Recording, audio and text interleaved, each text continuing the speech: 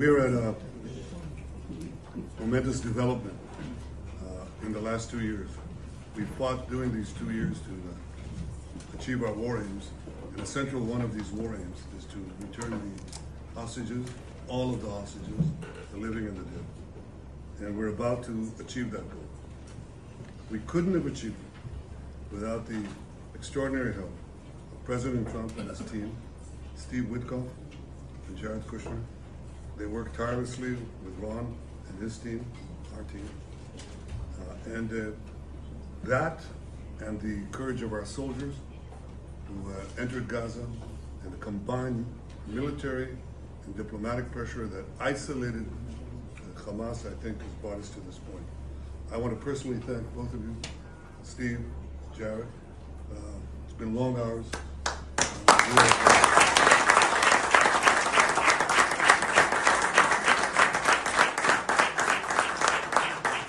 You worked around the clock, but not only worked.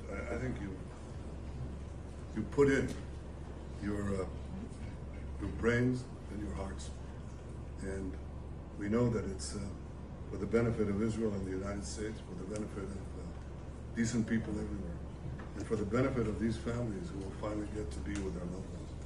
And I want to thank you on their behalf as well, and on behalf of the people of Israel. Thank you. Obviously, bringing the hostages home it's been a priority for President Trump for a very, very long time, and we've all worked very tirelessly to do that. But I really want to say that this all would not have been possible without the bravery of the IDF and the soldiers, what they've accomplished not just in Gaza, but also what they've done in the theater over the last couple of years to eliminate Hezbollah in the north and really degrade them. What you were able to do in Iran, it really helped set a big tone.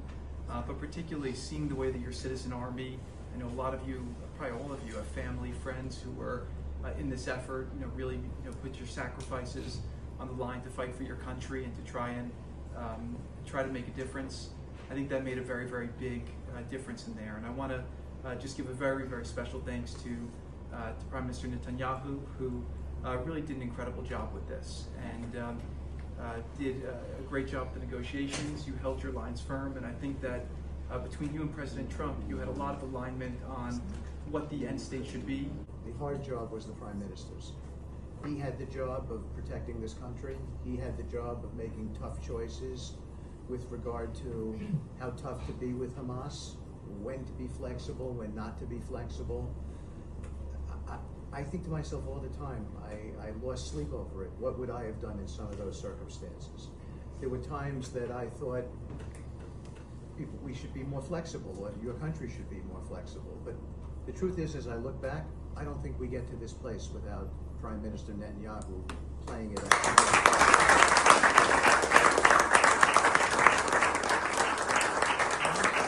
And I'm not just saying that. They're not just words. The president believes that. My president believes it. He believes that Prime Minister Netanyahu made some very, very difficult calls, and lesser people would not have made those calls. And here we are today because Hamas had to, they had to do this deal.